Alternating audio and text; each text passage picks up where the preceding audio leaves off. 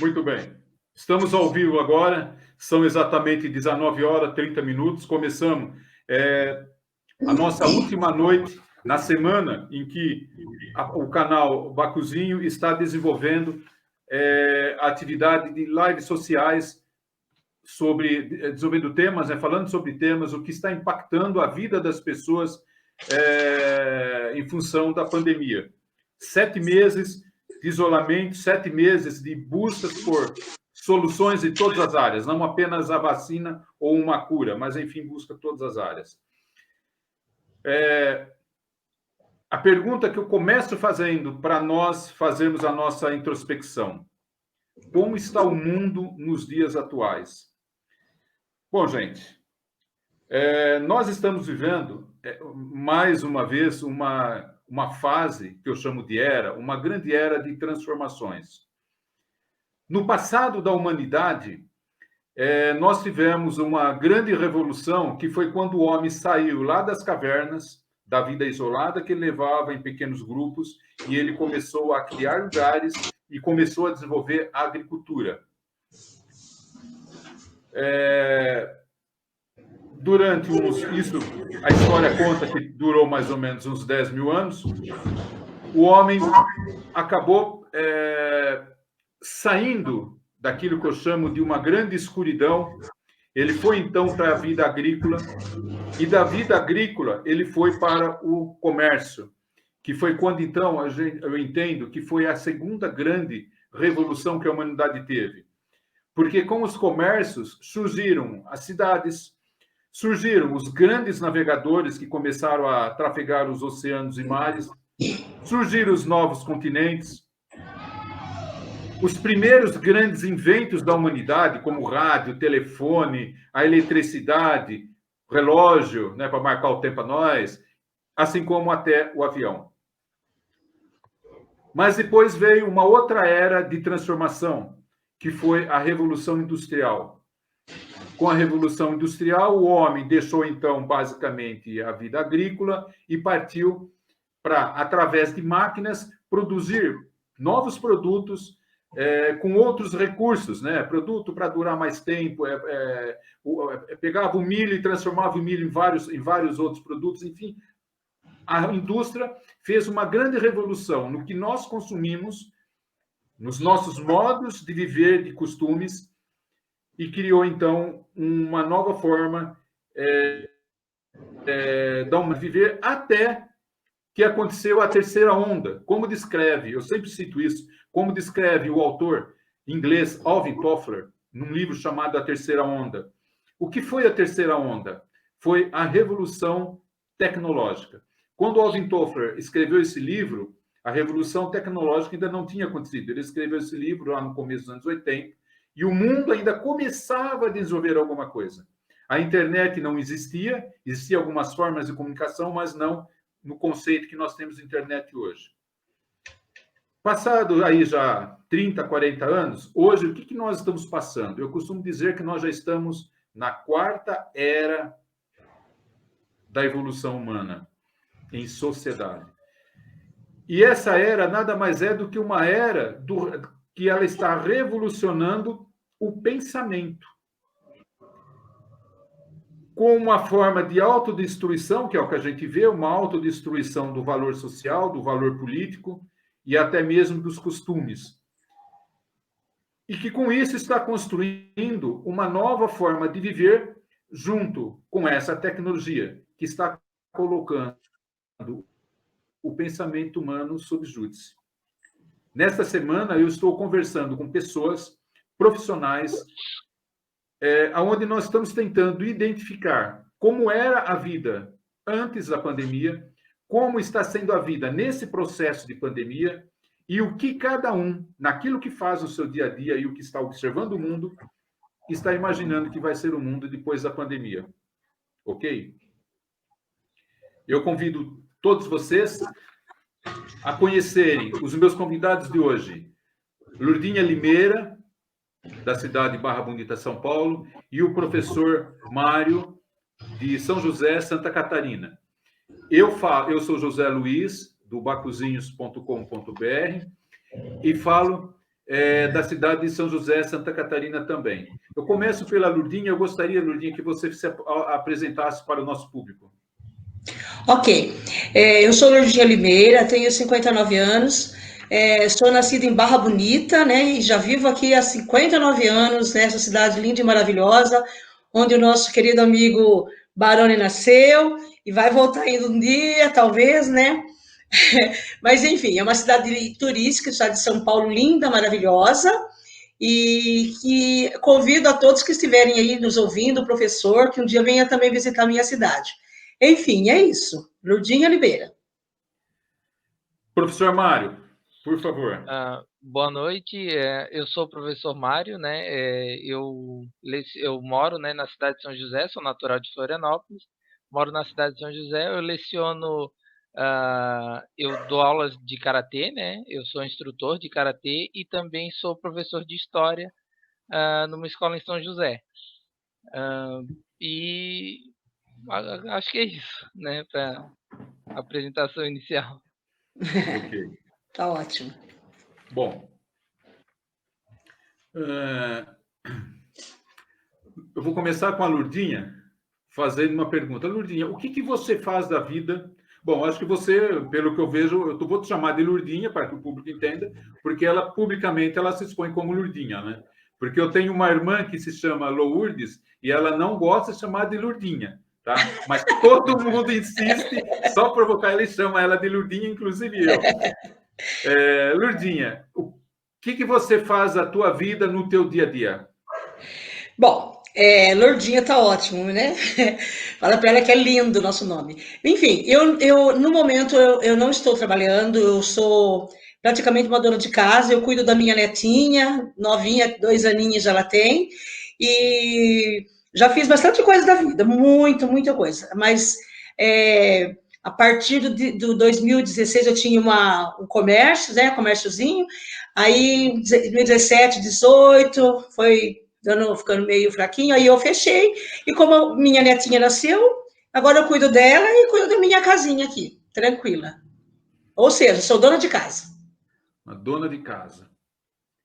Como era a tua vida até fevereiro de 2020, como dona de casa? Perfeito. Antes pandemia, né? Era uma vida normal, uma vida perfeita, a gente fazendo planos, né? Para esse ano de 2020, né? Tudo maravilhoso. Aí, de repente, né? Aconteceu o que aconteceu, puf, acabou-se os sonhos. Foi, para mim, até fevereiro de 2020, né? Era tudo perfeito. Nesse mesmo mês de fevereiro, a gente também descobriu uma leucemia na minha netinha de 10 anos.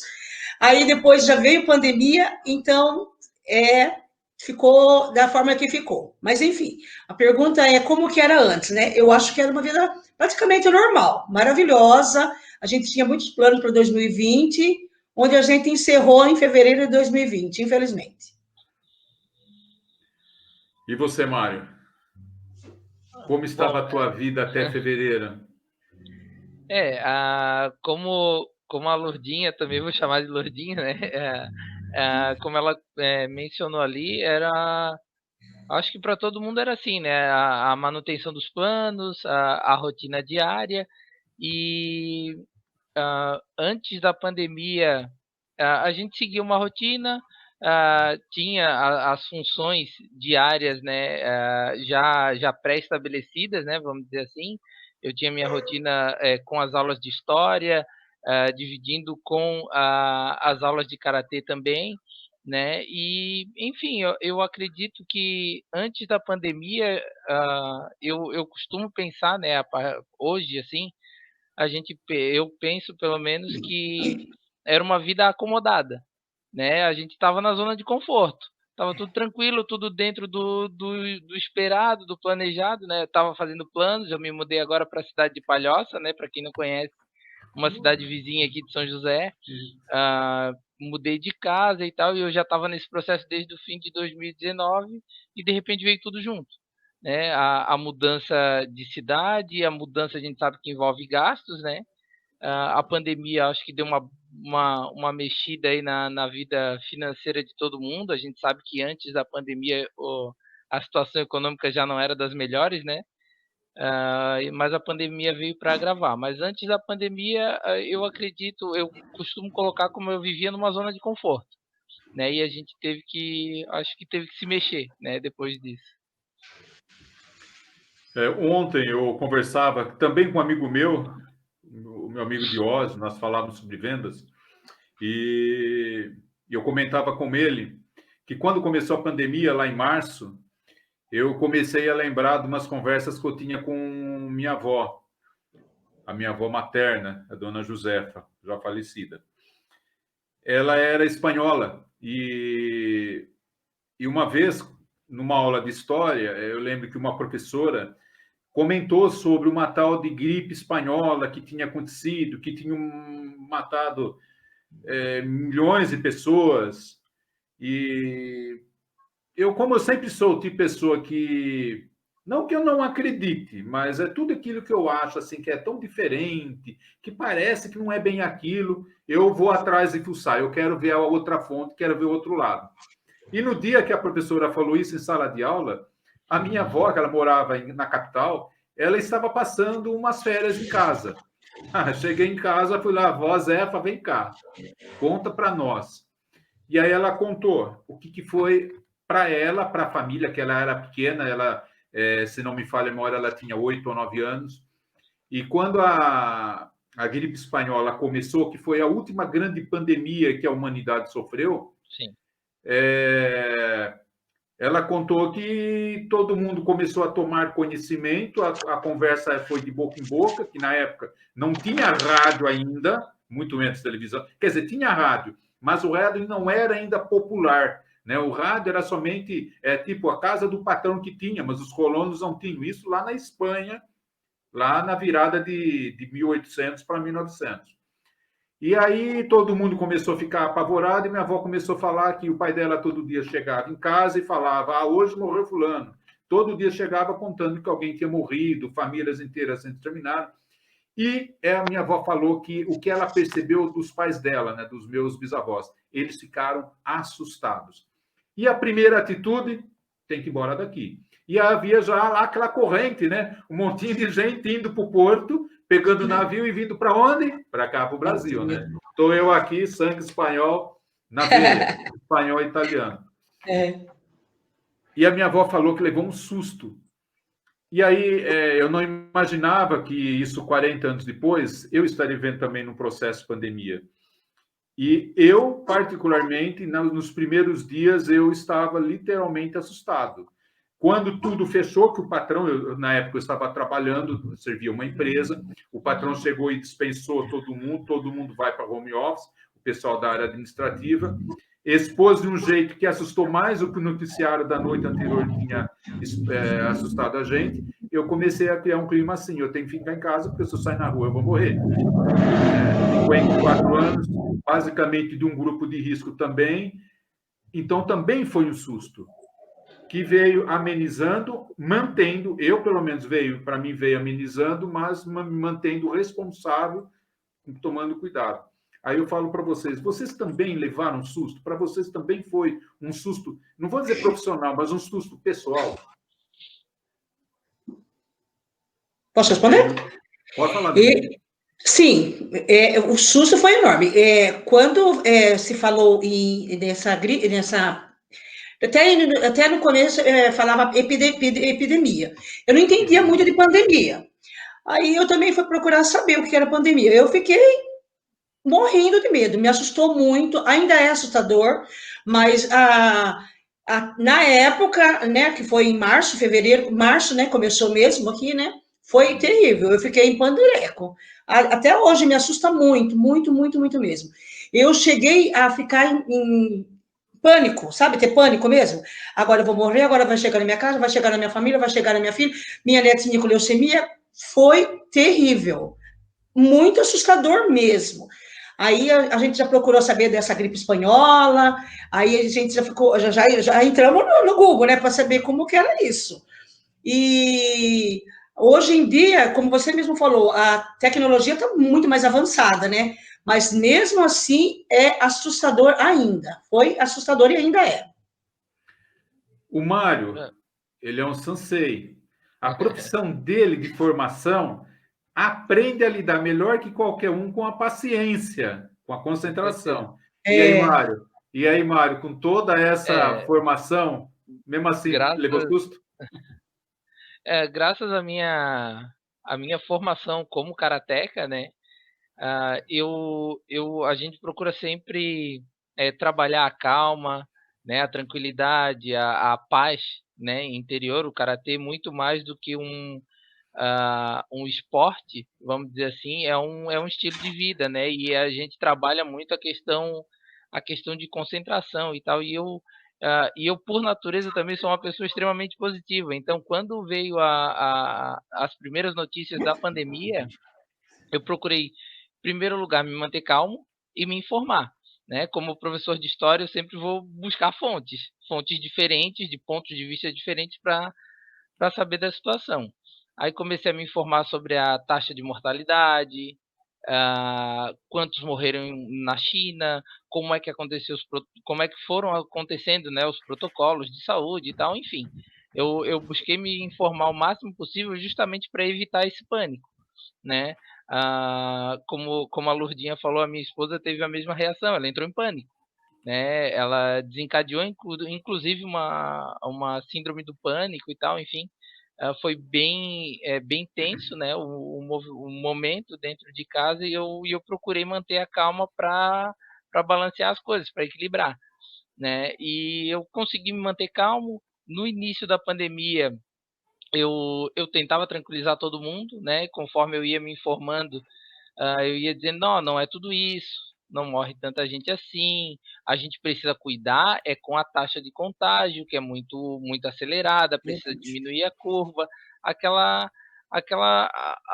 ou seja, o protocolo que a ciência passava para a gente, né, Certo, de que o risco não era em si a mortalidade, né, o risco em si era o nosso sistema de saúde, assim como o mundo inteiro, não aguentar o tranco, né? Não aguentar ali É, a quantidade de pessoas contagiadas ali ao mesmo tempo, né? Enfim. Então, para mim foi um choque, né? Quando decidiram parar, ah, foi um baque para mim, porque a minha profissão, ela envolve as minhas profissões, né, ela envolve o contato, né, pessoas. tanto na sala de aula quanto no dojo de karatê. Então, ah, o meu momento inicial foi imaginar, e agora, né? Como é que vai ser? Será que vai demorar muito tempo? Pois é. 1 mês, 2, a gente aguenta, só que a gente já está há 7 meses, né, sete nessa meses. nessa situação. Então, mas o momento inicial para mim foi de tentar manter a calma, né, em primeiro lugar, e me manter informado a todo momento, né. Então eu busquei, manter a calma e me manter informado a todo tempo, e dessa forma eu consegui levar com o máximo de tranquilidade possível, né, dentro do que a situação permitia. Mário, você está por dentro de como está o contágio aqui na nossa região? Sim, eu confesso que hoje, né, devido às minhas funções, principalmente na escola, que a gente está, digamos que a gente está bem intenso o nosso trabalho, né, como professor de história, né, não como sensei de karatê, as minhas funções estão suspensas, vamos dizer assim, né, já que eu não tenho alunos, eu perdi toda Sim. toda a minha renda que vinha do karatê, eu fiquei só com a parte da disciplina de história. Então, a escola em si, a gente tá numa rotina mais intensa do que antes da pandemia, né. Então, eh, bom, a gente tentou manter a calma e hoje em dia eu venho me informando menos, né. Então a taxa de contágio hoje eu sei que está alta, né, eu converso com pessoas que trabalham nos hospitais, a taxa de lotação das UTIs me preocupa um pouco, né, mas eu procuro sempre manter a maior tranquilidade possível, né. Sempre eu sempre procuro pensar positivamente, né, pensar positivo. Não, a taxa de contágio está alta, a taxa de ocupação das UTIs no nosso estado, né, principalmente aqui na nossa região, Florianópolis, São José, Palhoça, eu sei que está bem alto, né? Eu venho procurando me informar menos para trazer menos energia negativa, vamos dizer assim, né, para dentro de casa, mas o mínimo possível procuro me manter informado. Senão a gente fica bitolado, né? Sim, não dá. Para que quem nos assiste e vai nos ouvir, depois com o vídeo publicado, gravado, por isso que eu falo, eu sou o tipo de pessoa que eu sou que nem São Tomé, eu tenho que ver para crer, eu confronto o A com o B, porque às vezes existem disparidades. E eu sou muito observador, tá? Para mim, ser crítico, eu sou muito observador. E uma das coisas que eu tenho observado é que tem uma emissora de televisão que ela, diariamente, em todos os telejornais, ela divulga a situação em cada estado da federação. E já faz mais ou menos coisa de um mês, um pouco mais de um mês, que ela tem divulgado que Santa Catarina está, no linguajar dele, está melhorando, né? Diminuindo contágio, diminuindo morte. Só que em rede nacional ela fala isso. Só que na mesma emissora, só que na retransmissora dela, aqui no nosso estado de Santa Catarina, a retransmissora mostra que o quadro não é esse. Tem mostrado nos últimos dias que a quantidade de casos está aumentando muito, tem mostrado reportagens falando dos nossos hospitais, e aí eu fico assim, peraí, a TV local está expondo, porque eles estão muito mais próximos da gente, expõe que nós estamos numa situação muito crítica, e a nível nacional vai lá uma grande emissora e fala que aqui está tudo bem, e a coisa não é assim. Fala o contrário. Eu tenho ciência de que, pelo que eu tenho acompanhado, eu tenho procurado em jornais de emissoras diferentes para mim ver se as informações batem, mas o Hospital Regional de São José e o Hospital Cidade de Florianópolis estão com os seus números, né, de ocupação já no extremo. O regional aqui de São José deu uma diminuída de antes de ontem para ontem, né? Estava em 95%, parece que caiu ali para 92% a ocupação, mas 92%. Nossa, é muito alto. Tá? O Cidade de Florianópolis, que é um hospital pequeno, mas que atende também, ele estava com 98% e se mantém em 98%. Ou seja, a quantidade de contágio e de ocupação de leito em hospital, se não estiver igual, está um pouco pior de quando nós estávamos no pico. Nossa. Ou seja, a situação não está boa. O Marieta, lá de Itajaí, está com ocupação também na casa dos 90%. Itajaí atende lá por toda a região de Balneário Camboriú.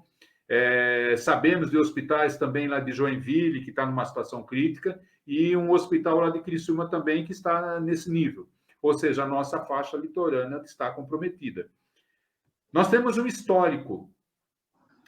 Eu sempre conto isso. No feriado de 7 de setembro, aqui estava fazendo frio, chovendo.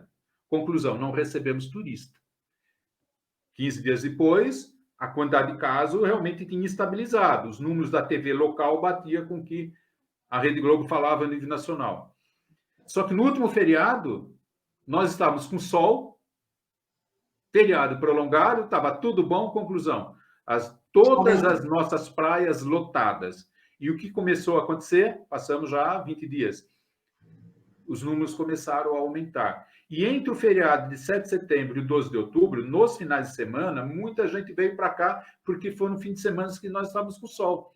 Conclusão, então as pessoas continuam passando o vírus adiante e não estão preocupadas, não estão tendo o bom senso da responsabilidade de que ela pode estar levando a doença para outra pessoa. De repente, com ela, a família dela, não aconteça nada, mas com outras pessoas vai acontecer. E dali nós entramos em duas polêmicas. Uma é a polêmica de tudo funcionar ou ainda ter restrição. E a outra polêmica é a polêmica do ensino, se as escolas voltam ou não. Eu sei que na Barra está tudo fechado as escolas, porque eu tenho conversado nas entrevistas que eu fiz semana com duas pessoas, uma pessoa daí da Barra, eu sei que está fechado. Ontem eu conversei com outra pessoa que é de outro ponto do estado também, confirmou a mesma coisa, e nós aqui nós também estamos com as escolas fechadas. Nós sabemos que se as escolas voltarem a funcionar, onde hipoteticamente ainda não estão, votarão apenas para dar aula de reforço, apenas para levar um ou outro aluno, apenas para falar assim, a escola está funcionando. para começar a criar um clima, um consenso de que no ano que vem ela estaria teoricamente preparada para voltar no sistema normal. Lourdinha, você tem filho em idade escolar ainda? Os seus já estão sendo já pais também? Sim, não tenho. Mas eu tenho netinho, 2 que vão para a escola. Você, o que você pensa a respeito disso? Você acha que as crianças devem voltar para a escola ou não? Eu acho que Como ainda mãe, não. como vó, ainda não. Não, eu acho que ainda não. Mário, Eu, como educador, sim. Mário, como educador, o que você pensa? Bom, eu acho que a gente deve analisar a situação sempre com serenidade e com o mínimo de clareza Precaução. possível. Isso, precaução, o mínimo de clareza possível, né? A gente recebeu agora um comunicado. Eu procuro sempre me informar, principalmente na questão da volta às aulas, né? Certo. Particularmente essa situação de aulas virtuais, enfim, né, do trabalho que a gente está prestando, ela não me agrada. Eu sou um professor que sou muito próximo dos meus alunos, né? Eu gosto muito da proximidade de estar junto com eles, de fazer brincadeiras e tal, enfim. Então, essa situação de afastamento dos meus alunos está sendo bastante complicada. Só que eu não posso deixar a minha frustração, né, em estar nessa distância dos meus alunos. Eu não posso deixar essa frustração passar por cima da ciência, do que diz, né? Então, eu não não acredito que o correto seja voltar, embora seja a minha vontade, né, voltar para as aulas agora. Porém, pessoalmente, eu acredito que não é o momento, né? Eu acho que a gente tem que analisar e ver com clareza os próprios números que vocês citaram aí, já mostram isso, né? A gente viu que as praias estavam lotadas há cerca de 10, 14 dias atrás, e agora a gente tem lotação máxima nos nossos hospitais, né? E mesmo assim, a gente eu a gente se informa e tal, né? E agora parece que está circulando uma liminar que as escolas estão para voltar, né? Aqui no estado mesmo, dentro dessa situação, e no parecer do juiz que deu favorável ao retorno, né, das aulas, ele diz que, segundo o que eu estava lendo, que não existem, o juiz cita assim, né, que não existem provas científicas de que o retorno às aulas vai agravar a pandemia ou o contágio, sendo que a gente sabe que todos os lugares que voltaram tiveram um aumento, né, na curva de contágio. Então, enfim, a gente fica aguardando a decisão dos órgãos competentes, né? Então, se decidirem voltar, é lógico, a gente tem que voltar, mas pessoalmente eu acredito que não seria o momento, né? Principalmente agora, né?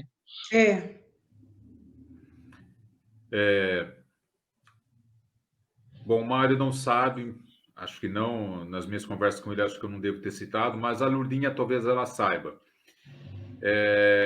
Eu lecionei durante mais de 15 anos e foi em escola particular. E eu não me considero um professor, eu gosto de dizer que eu sou um educador, porque eu gosto de passar adiante aquele conhecimento que eu tenho. Eu acho assim que se... Eu até tenho um vídeo que eu estou preparando, mas não deu ainda para soltar esse vídeo esses dias, que é um vídeo que fala bem isso. Se tudo que eu guardo comigo, o dia que eu morrer, não vai ter utilidade nenhuma, porque ficou comigo. O vídeo, mais ou menos, ele fala isso. Então, como alguém que esteve já à frente de alunos, falando, ensinando, eu sou um apaixonado por educação. Eu sou um apaixonado por educação. Eu espero que a minha geração se apaixone também. Lá nos anos 80, numa aula com um professor que eu tinha, um professor que era muito querido, ele era um locutor de rádio na cidade, o professor Tavinho Bola, José Otávio Bola, já falecido. A Lourdinha talvez conheça. Nós começamos a discutir sobre isso, sobre educação, e um dia o Tavinho entrou na sala de aula Nós estávamos para ter eleição para presidente, tá? Ia ser o primeiro presidente eleito pelo povo, imagine. Depois de todos aqueles anos de militarismo, né, que eram eles que colocavam o presidente, nós estávamos à mercê de ter a primeira eleição pelo povo, né, naquele movimento de direta já lá dos anos 80. E o Tavinho entrou na sala de aula e perguntou assim para todo mundo, sala de 23 alunos, o que muda o que muda esse país? A pergunta dele foi bem essa, o que muda esse país? E todo mundo começou, era falar daqui, falar daí, e aí no nosso debate, não vou dizer quem foi que teve a ideia inicial, porque eu não vou saber dizer, mas o consenso que nós tivemos na sala de aula, o que muda é a educação. E a partir dali, essa ideia veio perdurando comigo já todos esses anos, né? E eu vejo que não há outro caminho. A gente tem visto tudo que se faz com a educação dá resultado. Se tudo que nós estamos passando hoje, esse conflito de ideias, essa ideia de a história lá enfim, que, bom, você sabe bem como não é apenas o nosso país, tá? Não podemos dizer que apenas o nosso governo está tendo uma posição assim intolerante, parece que são pessoas assim despreparadas. Não é só o nosso presidente. Se vocês olharem para o mundo, vocês vão ver alguns países que estão tendo essa mentalidade também de chefia. Quer dizer, a pandemia mostrou para mim, um dos grandes aprendizados que eu tive, que o homem, independente da origem dele e aonde ele está vivendo, ele é igual em qualquer lugar. Ou seja, ele é um animal, educado ou não, ele é igual. Ou seja, aqui nós temos o problema. Lembra quando começou a história lá dos remédios que matavam o vírus? Veio uns caras com umas ideias loucas. Nós tivemos a ideia aí do presidente que veio com a tal lá da cloroquina, tivemos o prefeito de Itajaí, pô, Morastone, eu conheci o Morastone 2 anos que eu morei em Itajaí, eu fiquei falando, não acredito que o Morastone está fazendo besteira, veio com remédio que dá pagada para resolver, enfim. Só que no mundo inteiro teve isso aí. No mundo inteiro teve gente com esse pensamento, porque o ser humano, infelizmente, é próprio do ser humano ser assim. Então, quando nós falamos de que um juiz, que nem um juiz, então, como o Mário falando, que um juiz disse que não há evidência, bom, eu não sei de onde ele tira essa interpretação, porque há um relato gigantesco de cientistas espalhados pelo mundo inteiro, cientistas renomados, ganhadores de prêmio Nobel, que dizem justamente o contrário e têm provado isso. Nós estamos nesses dias, começou semana passada, essa semana já intensificou, vários países da Europa começaram a fazer lockdown, ou estão pensando, por quê? A quantidade de casos aumentou. Vi hoje a Bélgica. A Bélgica é um país, gente, que parece um ovo. É um país pequeno, um país muito bem desenvolvido, um país de primeiro mundo, e eles voltaram a ter casos. Por quê? Porque voltou tudo normal, inclusive as aulas nas escolas. Mas aí vem o lado econômico. Então, aí é que pega. Ontem eu falava com uma pessoa que tem um comércio, né? O assunto era vendas, e nós focamos nisso. Porque o problema, por exemplo, eu conheço vários empresários. E eu conheci uma pessoa que era dona de uma escola, que nem a escola onde o Mário trabalha, que não sabia administrar a escola, tanto que ela faliu, né? Ela, infelizmente, faliu. Mas eu conheço empresários que sabem administrar muito bem o seu negócio, sabem evoluir, que é o caso, por exemplo, da administração da escola onde o Mário trabalha. O pouco que eu conheço lá da administração. Então, você vê que é um negócio que sempre caminhou direitinho, tudo muito planejado, muito organizado.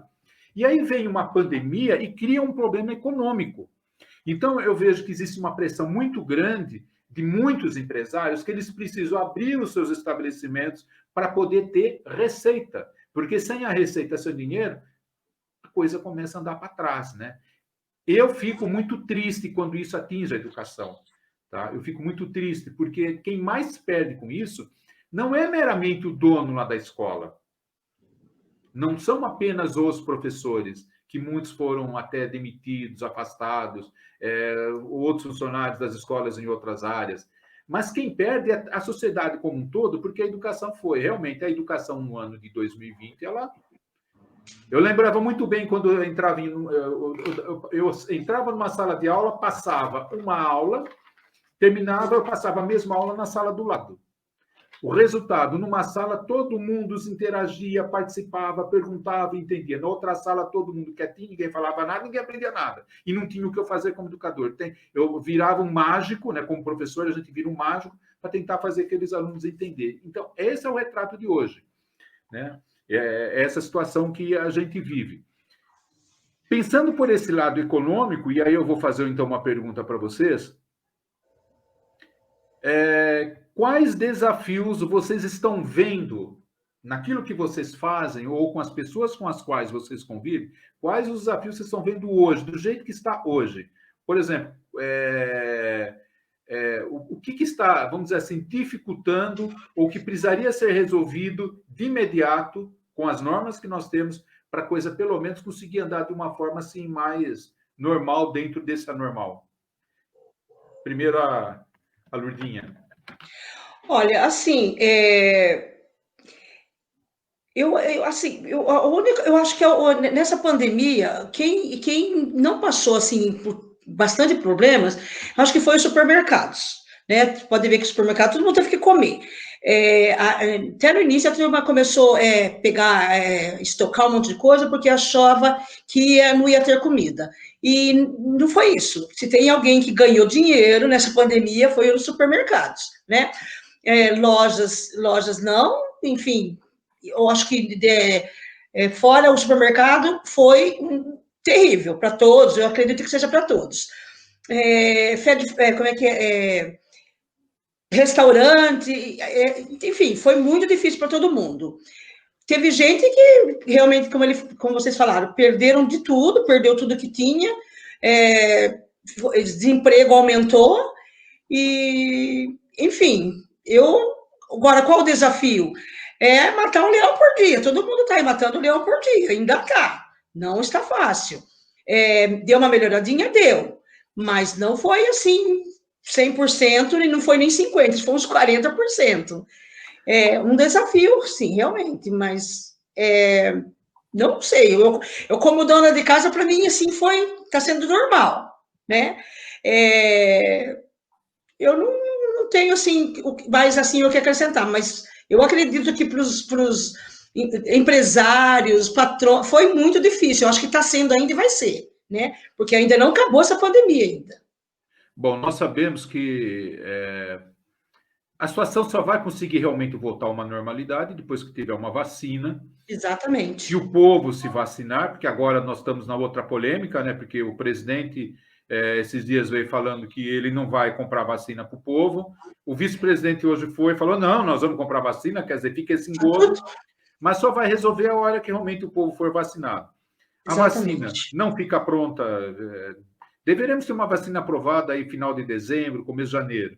Só que depois de pronta, aprovada, precisaremos de pelo menos uns 90 dias para ter um bom lote de vacina pronto para ser aplicado no povo e depois mais 90 dias para a população ser vacinada. Ou seja, eu entendo que nós vamos precisar mais ou menos de 9 a 10 meses, considerando que isso vai começar lá em janeiro, ou seja, final do ano que vem. Então, nós teremos ainda o ano que vem um ano ainda sob efeito direto de tudo que nós estamos passando hoje na pandemia.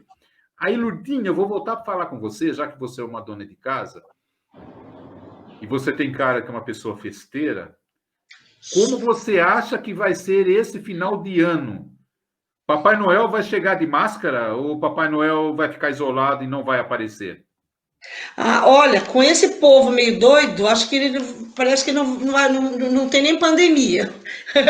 Mas aqui em casa, aqui no meu convívio, vai ser bem light, vai ser bem light. Eu acho que vai ser porque por mais que a pessoa quer, a pessoa tem medo, né? A pessoa tem aquele temor ainda dessa pandemia, mas vai ser bem diferente, vai ser bem diferente, vai ser anormal, não vai ser normal como todos os anos foram, né, até então, mas eu acredito que não vai ser assim como a gente esperava, não, vai ser bem light.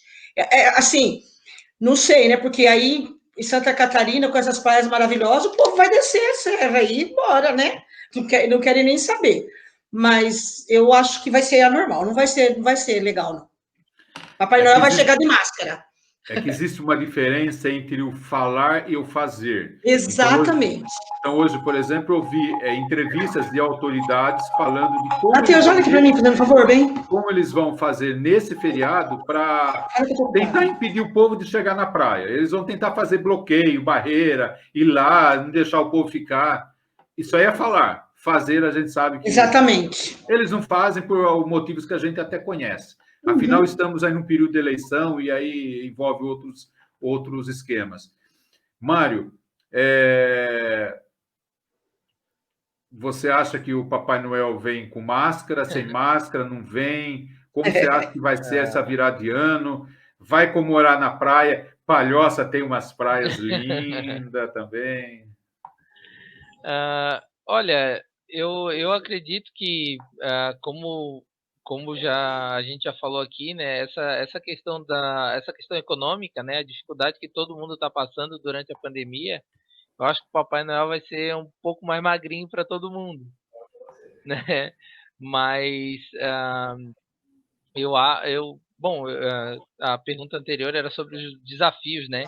E eu acho que tudo isso junta, né? Tipo, a gente vai ter que se habituar com esse, por mais que possa parecer clichê que todo mundo fala, né? Se habituar com o novo normal, né? Eu acho que daqui para frente a gente vai ter um impacto muito grande, né? Muita gente no início da pandemia citava o exemplo, por exemplo, do Japão, né? Porque o Japão é uma ilha, muito pequenininho, muito populoso e tal, aquela situação toda. E a gente, quem conhece um pouquinho da cultura japonesa, né? O karatê é uma arte marcial japonesa, então a gente sempre busca se antenar um pouquinho no que acontece por lá. Então, no Japão, qualquer crise de qualquer gripe, as pessoas já tinham como hábito usar máscara. A utilização de máscara em qualquer epidemia no Japão, né, o pessoal já se habitua, né? Então, a etiqueta do espirro que todo mundo falava, de como espirrar, de como tossir, de não colocar a mão na boca, aquela coisa toda.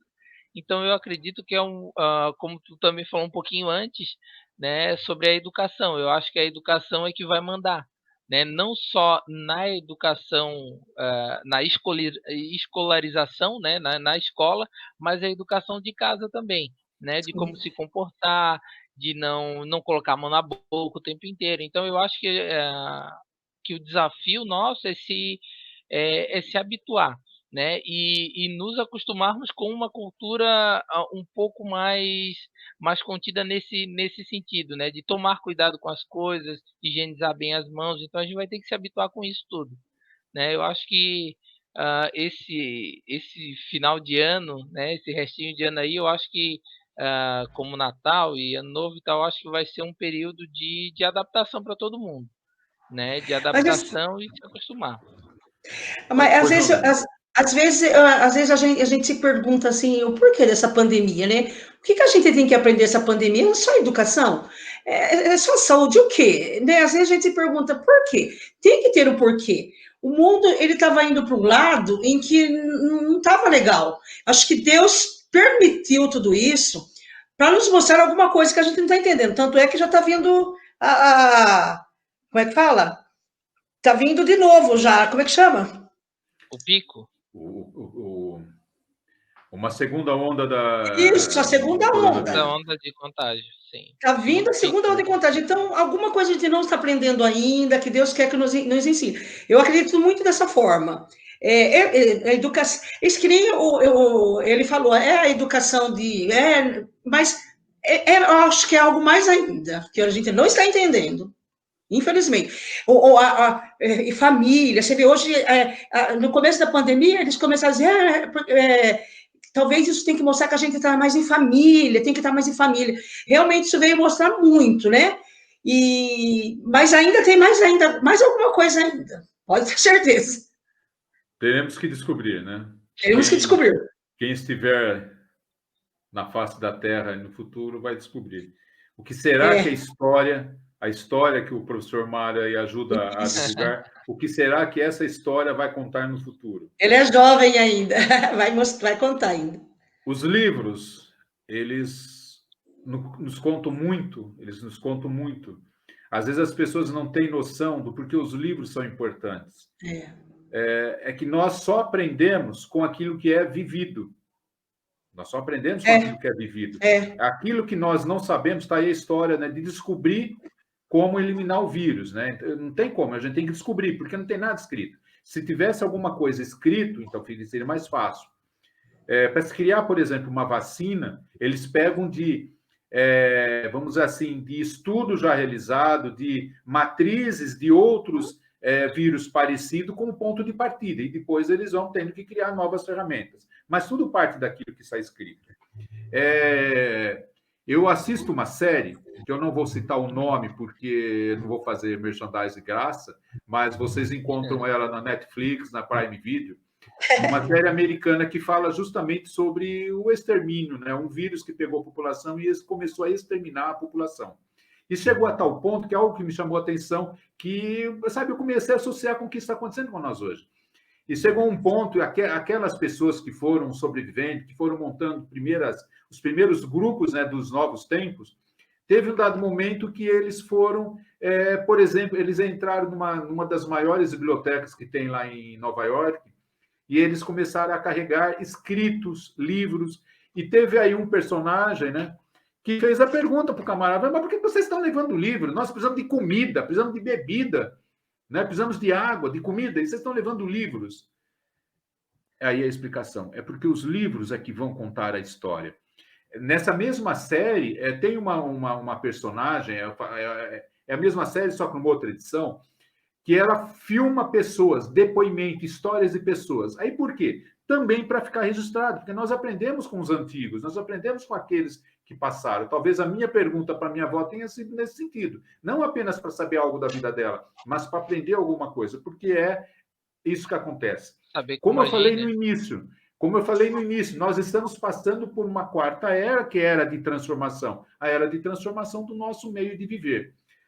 Toda live, quando eu faço sugestão de literatura para as pessoas que gostam de ler, gostam de se aprofundar em alguma coisa, e normalmente eu seleciono alguma coisa que vai até a ver com o dia.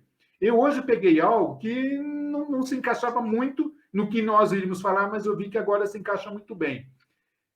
Talvez vocês conheçam esse livro, Quem Mexeu no Meu Queijo? Esse livro é um livro muito interessante, é de Spencer Johnson, ele é Acho que eu já li. Um doutor, tá? É um doutor em sociologia. Esse livro é excelente. Ele fala sobre o quê? Como nós enxergamos as coisas. Às vezes a gente vê alguma coisa, a gente não... aquilo não é bem aquilo. E a pessoa vai lá, então, é que nem a história, quem mexeu no meu queijo?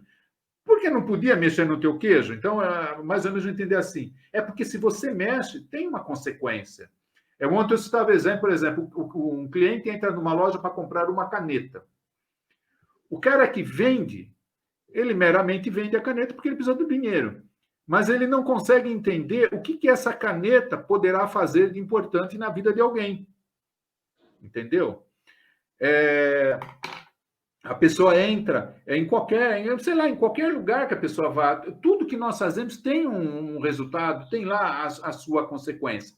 É que nem a história como que esse vírus começou. Nós não sabemos. Eu acho que se começou de algum jeito e alguém descobriu, talvez essa informação nem venha para nós agora, nessa geração que nós estamos, nesses anos, talvez nós não vamos ficar sabendo. Mas quem sabe lá os nossos bisnetos, tataranetos na geração deles, eles fiquem sabendo. Porque divulgar isso agora criaria problemas políticos, sei lá, haveria um extermínio de outra natureza. Então, nós temos que ter essa noção, tá? Para encerrar os nossos tópicos, eu gostaria de fazer um questionamento com vocês. Nós estamos vivendo numa era, como eu falei, a quarta era, a era de transformação, que tem uma tecnologia aí incrível. E nós sabemos que essa tecnologia que nós temos hoje está ajudando muita gente nesses momentos de pandemia. A gente vê muita coisa, né, que as pessoas, para poder fazer alguma coisa, para poder resolver os seus problemas, usando a internet, para acessar site, acessar serviço, comprar coisas, até consulta via internet foi feita, consulta médica, né, via internet surgiu. Enfim, a tecnologia ela ajudou muito.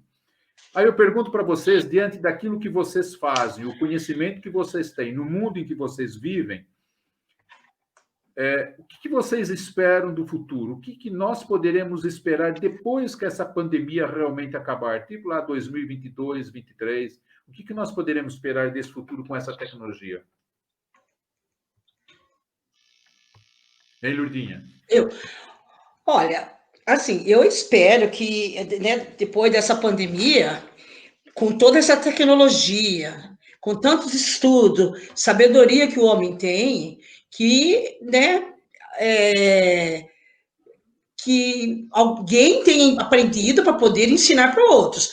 Porque hoje, o que nós temos hoje? Internet, nós temos um monte de cientistas maravilhosos, poderosos, enfim, eu espero que o mundo, a partir dessa pandemia, depois que passar isso, né, seja melhor. Eu acho que um com o outro, que venham tirar disso tudo, né, um ótimo aprendizado. Temos a internet por aí, você pode ensinar, você pode aprender, que as pessoas se cuidem mais, que a população, elas vejam que tudo que aconteceu foi um aprendizado. Enfim, eu espero que o mundo, após essa pandemia, seja um mundo melhor. Eu espero. Né? Acho que todos nós esperamos. Mas eu tenho dúvidas, porque nós vivemos num mundo em que todo mundo quer ganhar. Nós tivemos nessa pandemia aí dinheiros desviados de respiradores para salvar vidas. Descobrimos que um monte de pessoas estavam desviando dinheiro que era para comprar um equipamento para salvar vidas. Então, o querer o interior é que melhore, mas ainda não sei, não. Eu acredito, enfim, é muito, o povo ele quer muito, né? O amor, né? O que falta é o amor nas pessoas. Eu acredito que ainda não vai demorar um pouquinho para aprender. Se é que vai aprender, né? Para a gente ver, eu só vou fazer um parênteses aqui, fazer um comentário, sem defender ideologia política, mas muitas pessoas, principalmente quem não é aqui de Santa Catarina, de repente não esteja acompanhando, esteja sabendo. Mas para a gente ver, no meio dessa pandemia toda, as coisas que acontecem e da forma como acontece. Esse tempo atrás, eu defendia em umas palestras que eu estava fazendo a questão de que toda pessoa, ela faz tudo que ela faz por algum tipo de interesse. Só que existem os interesses bons e existem os interesses que são maliciosos. Então, por exemplo, no período de 15 dias, nós tivemos o nosso governador que recebeu o primeiro processo de impeachment. A maioria dos deputados aprovaram que o processo fosse adiante do primeiro processo. Abriu-se o segundo processo, por impeachment também, e ele tem mais, na Assembleia, tem mais 3 processos já abertos e 2 que estão pensando em abrir também. Quer dizer, mas por quê? Porque nós sabemos, é motivo político. O nosso governador foi eleito na onda 17, só que a grande parte da população é contra o 17. Conclusão, os deputados na Assembleia começaram a arranjar algum motivo para tirar governador e vice-governadora do poder. Na votação, na primeira votação que teve, o principal deputado que defende a saída do governador, ele claramente disse na hora do voto, ele justificou lá 2 horas o voto dele e depois ele encerrou dizendo: gente, eu sei que o governador não cometeu crime, nem ele nem a vice-governadora não cometeram crime, mas é motivo político, então eu quero que ele seja afastado e o processo continue. Quer dizer, olha o absurdo. Bom, aí esse processo ele foi para a segunda fase, que é quando 5 deputados e 5 desembargadores foram votar. E eles podiam votar pela saída de um ou do outro, ou os dois. E o que aconteceu? Os 5 deputados, como são contra, votaram para que o processo continuasse e o governador fosse afastado. E os 4 desembargadores, os 4 votaram para que o governador ficasse. Mas teve um que votou que a governadora também ficasse. Conclusão, na soma das contas, o governador, então, seria afastado e a vice-governadora não. Então, a vice-governadora, terça-feira agora, ela assumiu o cargo. E o segundo processo já tem data para ser julgado pelos deputados. E tudo indicava que eles iriam votar para que o processo também fosse aberto. Mas aí o que aconteceu? O governador, ambos foram eleitos pelo 17, mas o governador, ele se afastou do Bolsonaro. A vice-governadora não, a vice-governadora defende o governador com unhas e dentes. Aí, então, imagina o que, da noite de ontem, no dia de ontem, na cabeça dos deputados na Assembleia. Olha o que aconteceu. Os deputados chegaram à seguinte conclusão: gente, a gente queria tirar o governador e a vice por causa do PSDB, por causa do Bolsonaro. Bom, íamos tirar o governador, mas a vice ficou, quer dizer, não adiantou nada. Então, gente, vamos acabar logo com isso e deixar o Moisés voltar, porque é melhor com ele do que com ela. Quer dizer, parece que estão... Exatamente. Aí existe um prazo de 120 dias para isso ocorrer, 120 dias ia dar janeiro, já estão falando que 90 dias vai ter resolvido e com Moisés volta. O segundo processo já mudaram também, eles não vão votar mais para o afastamento, eles vão votar para que Moisés fique. E os outros 3 processos provavelmente nem sejam colocados em votação. E aqueles outros 2 provavelmente nem vão dar entrada na Assembleia. Ou seja, no meio dessa crise toda, um monte de gente morrendo, um monte de gente perdendo emprego, desemprego e tudo mais que todos nós sabemos que aconteceu na pandemia, os políticos parece que estão brincando com a nossa cara, independente da ideologia política, eles estão brincando na nossa cara. Então, nós realmente estamos passando por um momento que é vexatório.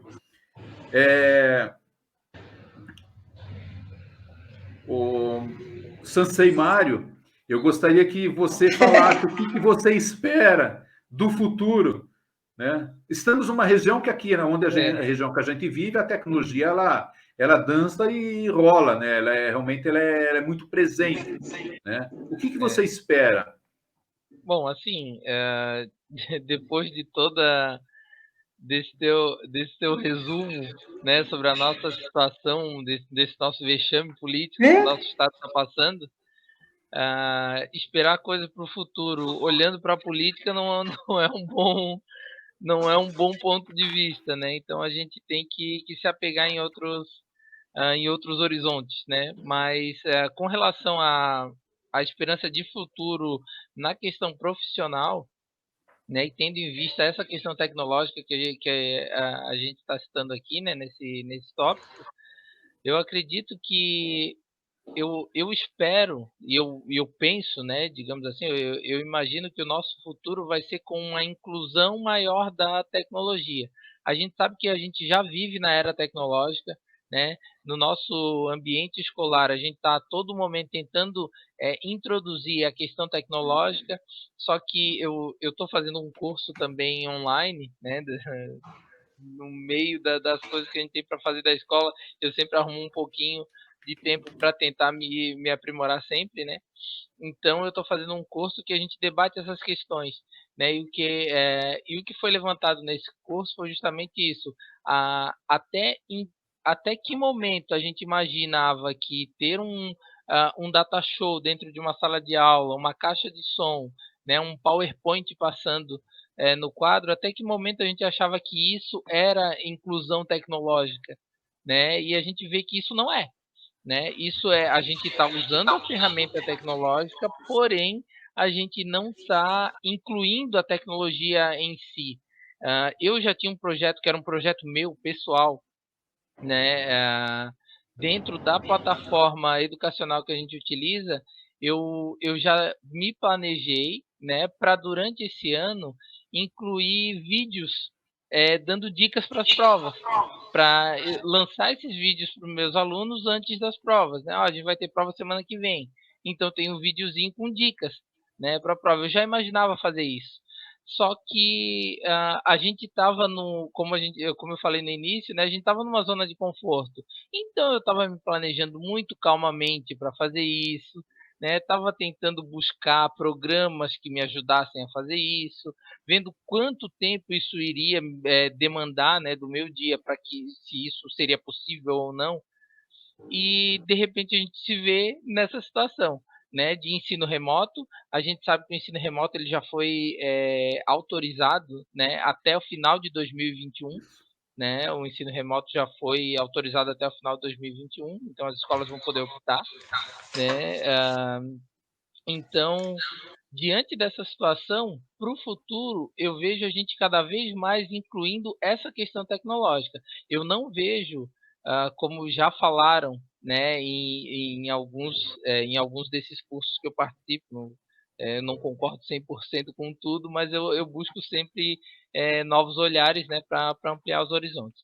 Então, como já falaram nesses cursos, por exemplo, de que daqui para frente muita gente vai optar pelo ensino à distância. Eu não vejo isso, né? Bem pelo contrário. Eu vejo que as famílias agora têm uma tendência maior de valorizar um pouco mais o trabalho do professor, que o nosso trabalho estava bem complicado, né? E ao longo desses últimos 2 anos, né, de 2018 para frente, o nosso trabalho ele foi ainda mais é, dificultado, vamos dizer assim, né, por Olha questões isso. políticas, ideológicas e tal, enfim.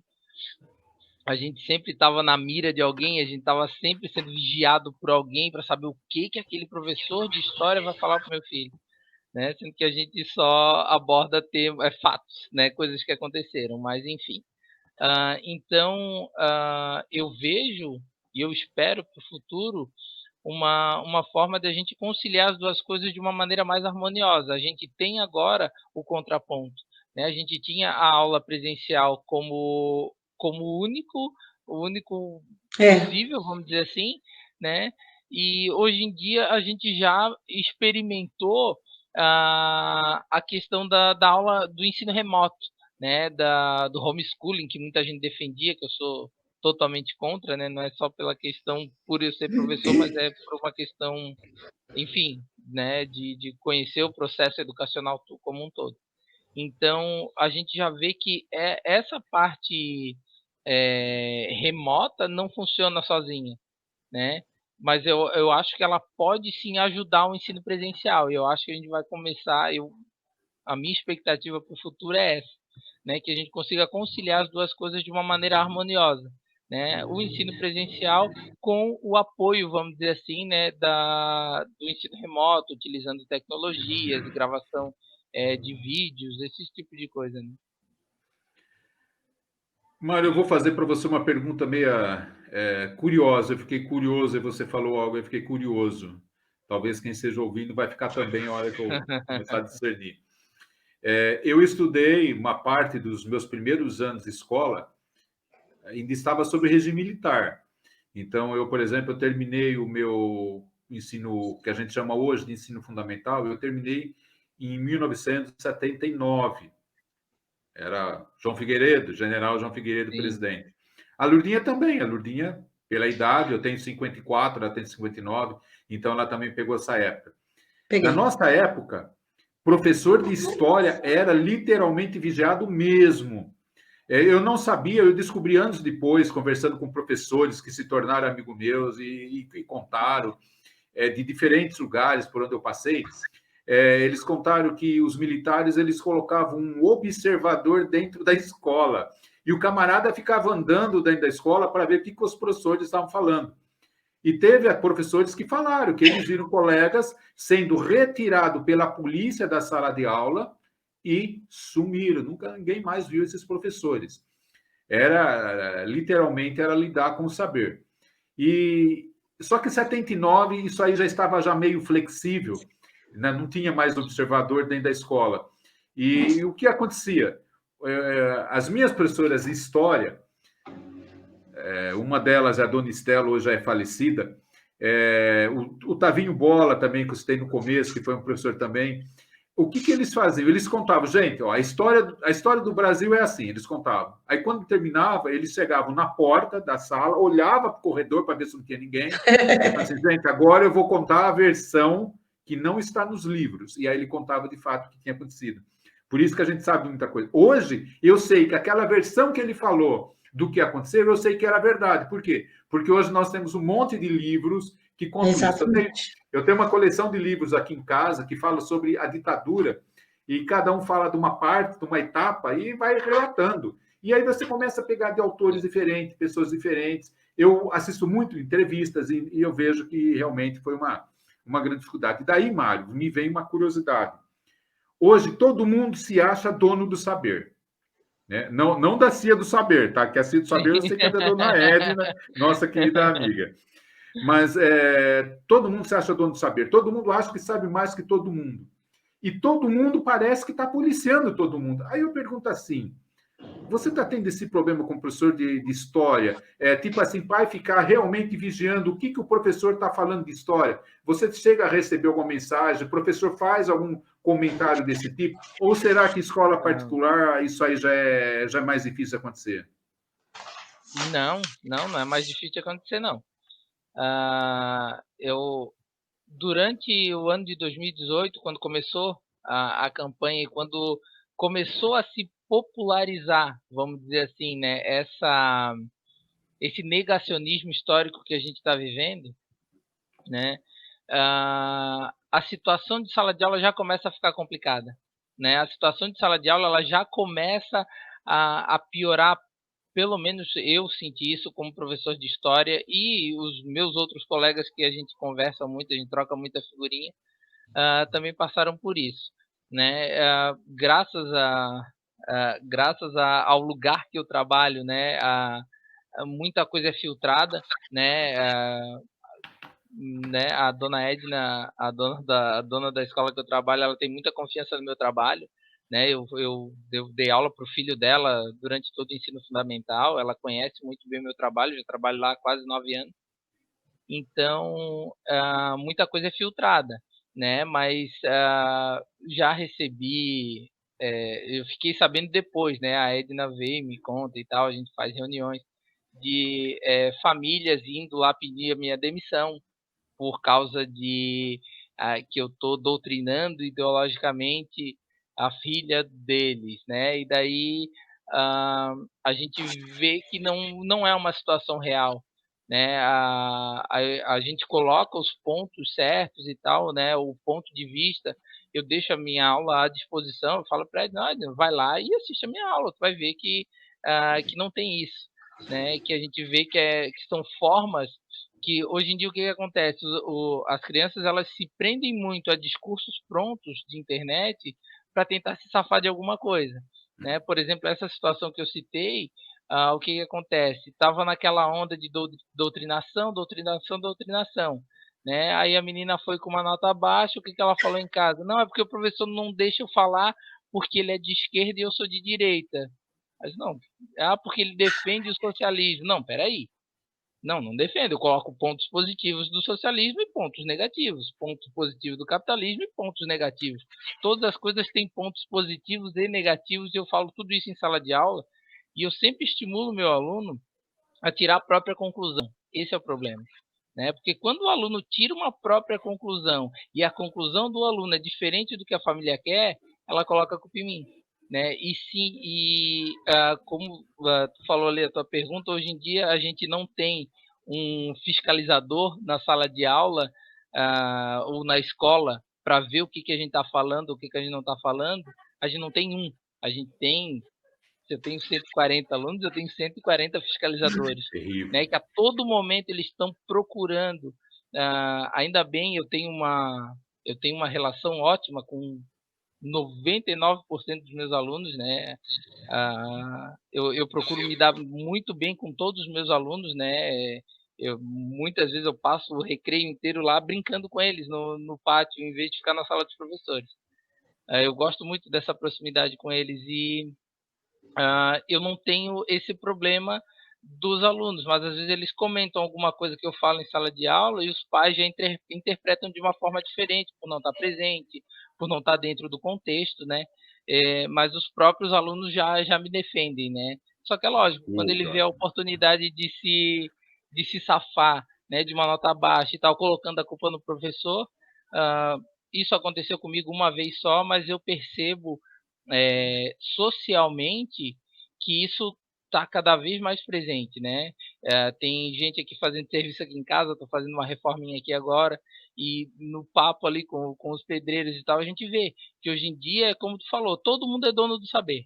Todo mundo sabe mais que todo mundo, daí quando eles falam alguma coisa, eles dizem, não, gente, ó, não é bem assim, né? A lei brasileira não fala disso, a história não aconteceu dessa forma, né? E não, mas claro que foi assim. Então eu nem entro na discussão, né? Eu nem entro em discussão porque eu sei que é uma queda de braço perdida, né? Mas como tu falou da ditadura militar, tem gente que vem aqui em casa fazer serviço e tal, ou que eu vou em algum lugar, no supermercado, encontro e tal, enfim, com as pessoas que eu converso.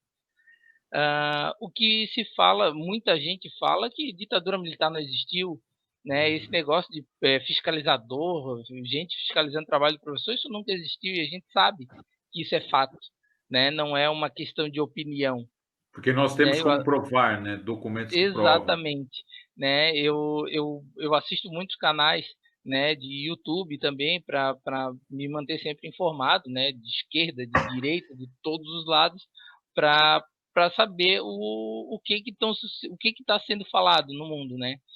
Então a gente vê essa questão, esse negacionismo histórico cada vez maior e as pessoas estão cheias de razão, não, porque eu sei o que é certo.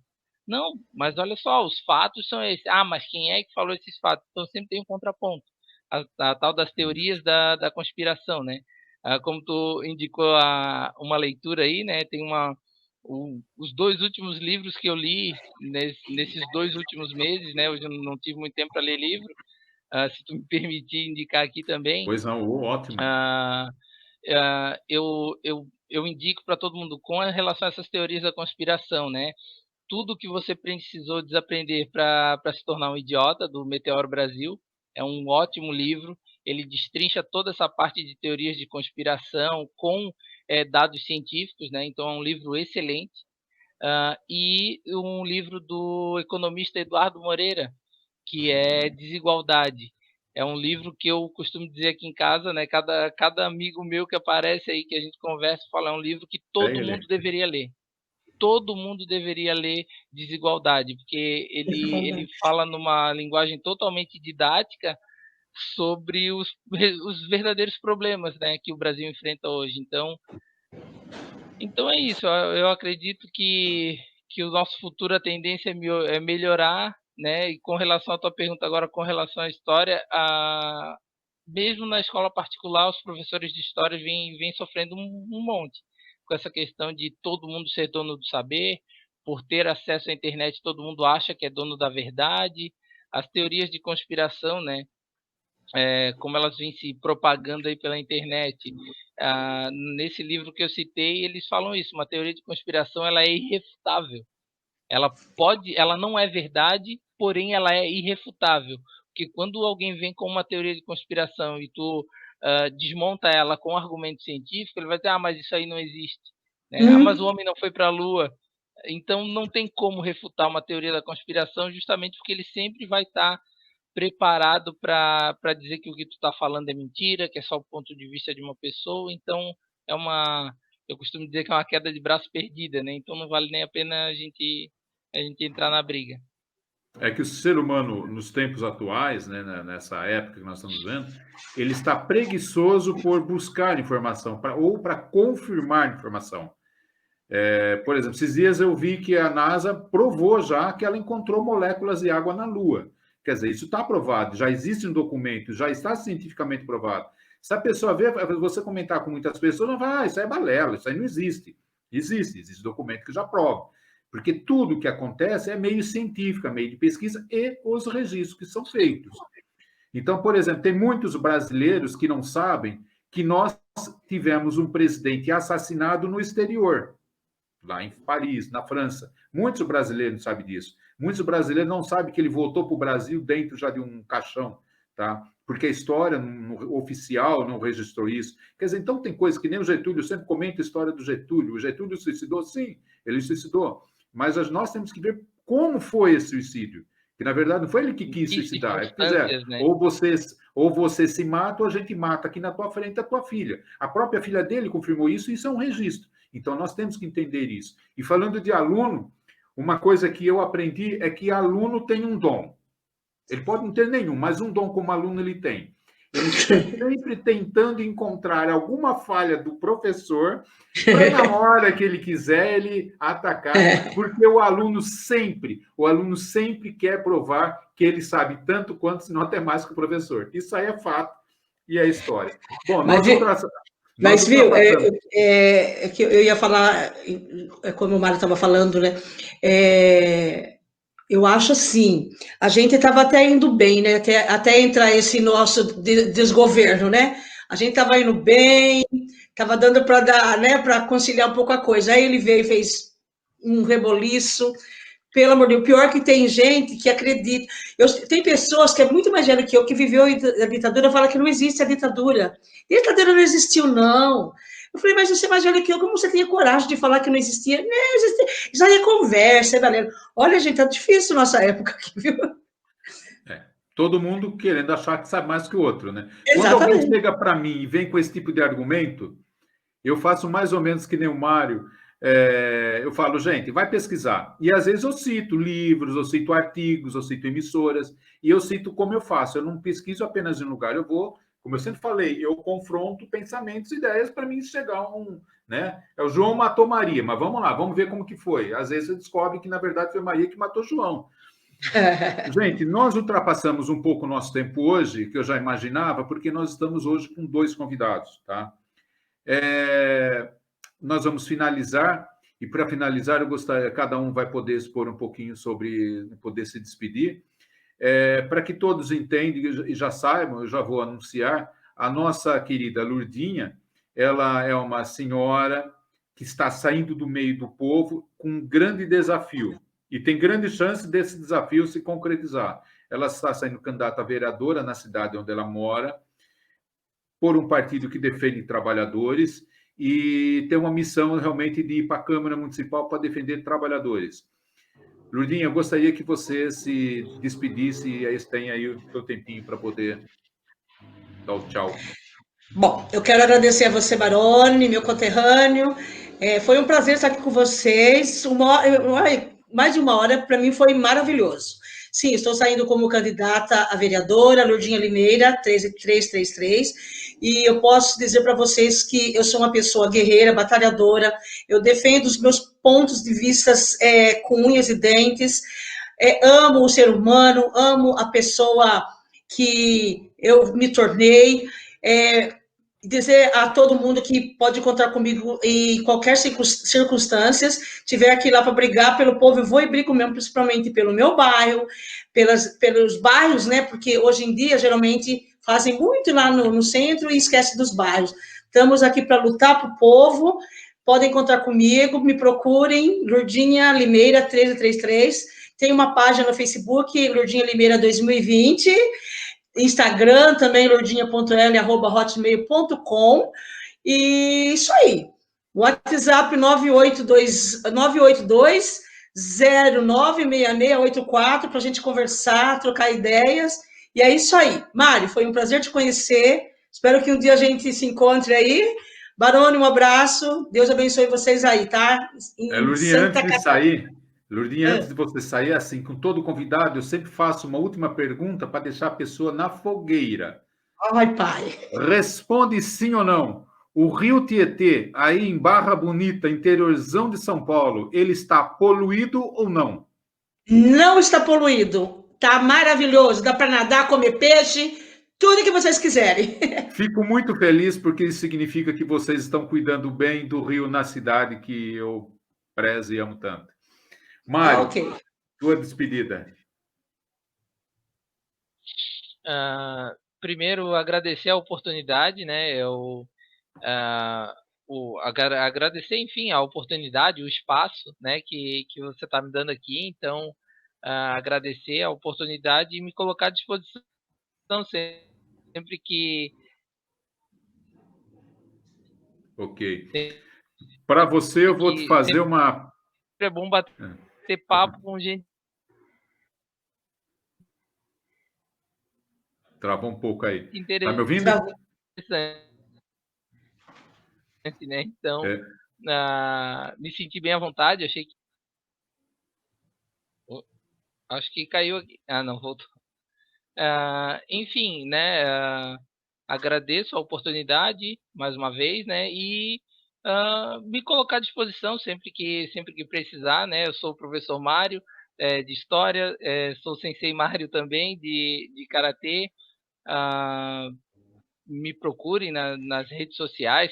Quem quiser se informar um pouquinho mais sobre o karatê, sobre qual é a ideologia por trás, né, dessa arte marcial que eu ajudo a divulgar, né? Enfim, né, eu faço parte da Associação Nagashi de Karatê, que é uma certificação no Japão para funcionar, né, para trabalhar com o karatê, e a gente está aí, né? A Associação Nagashi de